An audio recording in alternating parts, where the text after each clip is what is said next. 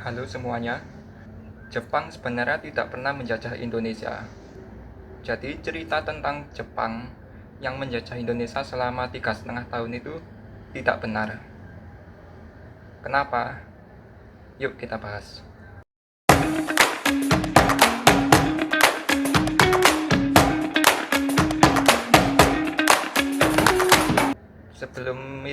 Sebelum tentang Jepang itu, jadi negara apa aja yang pernah datang ke Indonesia?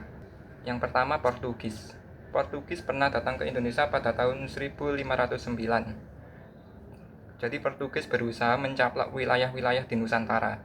Dia hanya bertahan sebentar di Maluku Utara, kemudian bertahan lama di Malaka, lebih lama lagi di Timor Leste. Bagaimana dengan Spanyol? Spanyol pernah mencoba menjajah pada tahun 1523, tapi tidak membuahkan hasil. Bagaimana dengan VOC? VOC didirikan pada tahun 1602 dan berkuasa di Indo cukup lama, tetapi mulai menjajah itu pada tahun 1633. Bagaimana dengan Perancis? Perancis itu tidak secara langsung menjajah Nusantara. Jadi begini, Indonesia dijajah Belanda, Belandanya dijajah Perancis. Begitu. Jadi Daendels itu menjajah Indonesia sebagai perwakilan pemerintahan Perancis, bukan pemerintahan Belanda.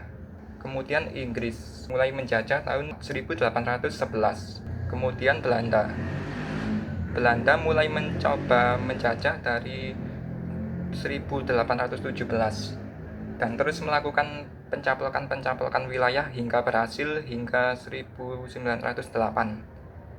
Terus setelah itu Belanda menyatakan diri sebagai pemerintah kolonial Hindia Belanda dari tahun 1908 sampai 1949. Bagaimana dengan Jepang? Kalau begitu, Jepang itu pernah ingin menjajah Indonesia pada 1942, tapi gagal. Pada 1942 ceritanya ya, Jepang menyerang Nusantara dengan kekuatan luar biasa. Kekuatan sekutu itu ya Belanda, Inggris, Australia, Amerika itu gagal menghadang kekuatan masif dari Jepang.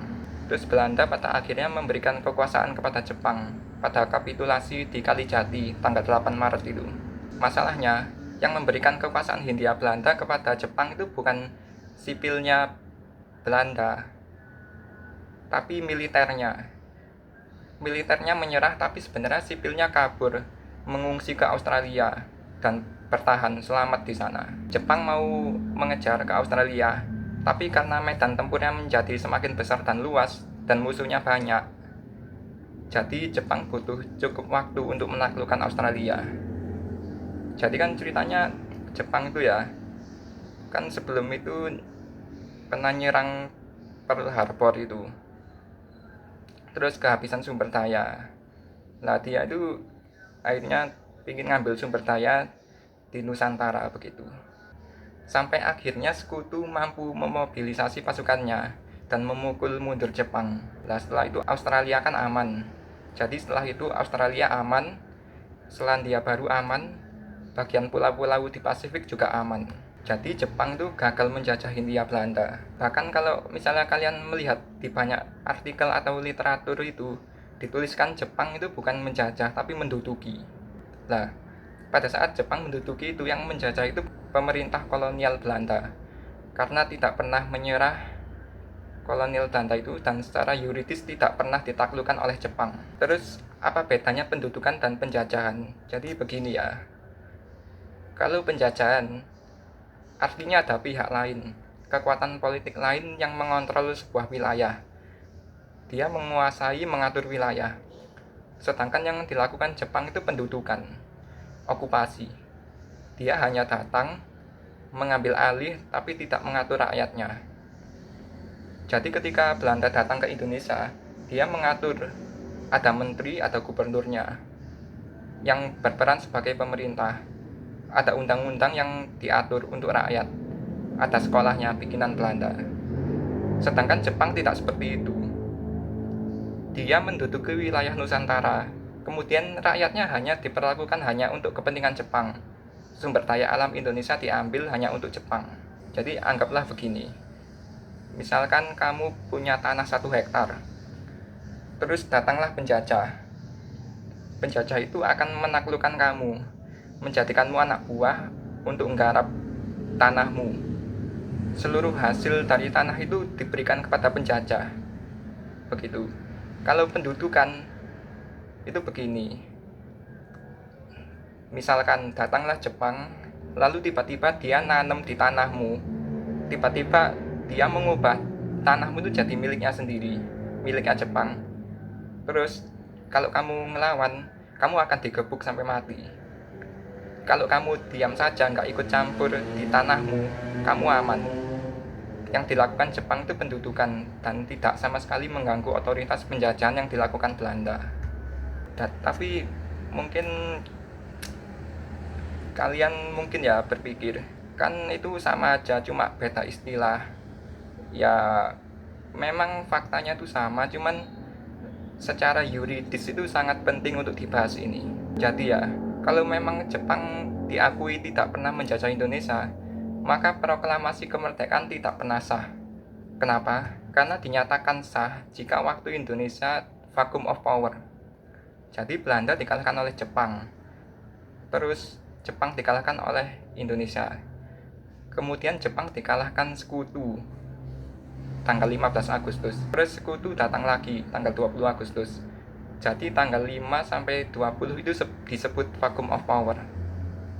Karena kekuasaan kosong, maka Soekarno, Hatta, dan teman-teman memproklamirkan kemerdekaan tanggal 17. Maka itu dianggap sah. Tapi misalkan dalam perspektif yang tadi, proklamasi itu tidak sah karena Jepang menguasai wilayah Nusantara, padahal sebenarnya ini adalah wilayah milik Belanda. Begitu.